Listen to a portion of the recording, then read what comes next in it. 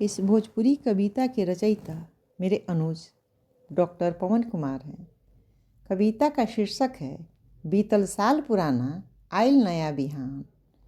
हर शीत ताप बरखा सही साल गुजर जाला, हर शीत ताप बरखा सही साल गुजर जाला, उहे दोहरावत आवेला फेरू नया साल।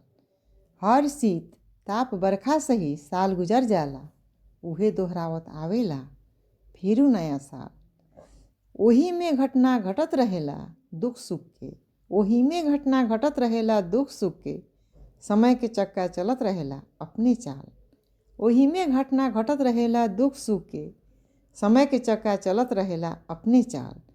सीमा पर जान लुटावेला बा डटल जवान, सीमा पर जान लुटावेला बा डटल जवान, बीतल साल पुराना आइल नया बिहान। सीमा पर जान लुटावेला बा डटल जवान, बीतल साल पुराना आइल नया बिहान। केहू थर थर काँपे केहू के गरम रजाई, केहू थर थर काँपे केहू के गरम रजाई, केहू रोटी जोहे केहू के दूध मलाई। केहू थर थर काँपे केहू के गरम रजाई, केहू रोटी जोहे केहू के दूध मलाई। मनावे नया सालू जिनकर पेट भरल बा, मनावे नया सालू जिनकर पेट भरल बा, उ कुल्ली का जाने जे भूखे पेट रहल बा। मनावे नया साल उ जिनकर पेट भरल बा, उ कुल्ली का जाने जे भूखे पेट रहल बा।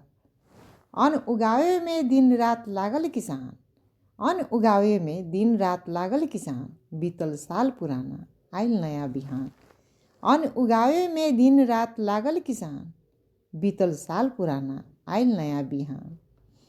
केहू जिएला हंस के केहू रो रो के, केहू जिएला हंस के केहू रो रो के, केहू सूतल केहू संघर्ष में जुअल बा।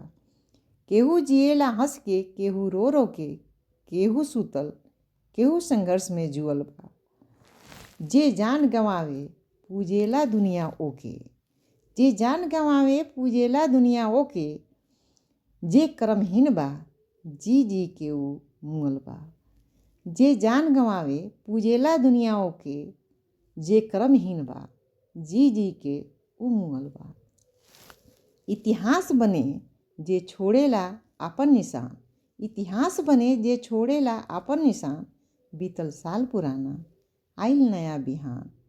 इतिहास बने जे छोड़ेला अपन निशान, बीतल साल पुराना आइल नया बिहान।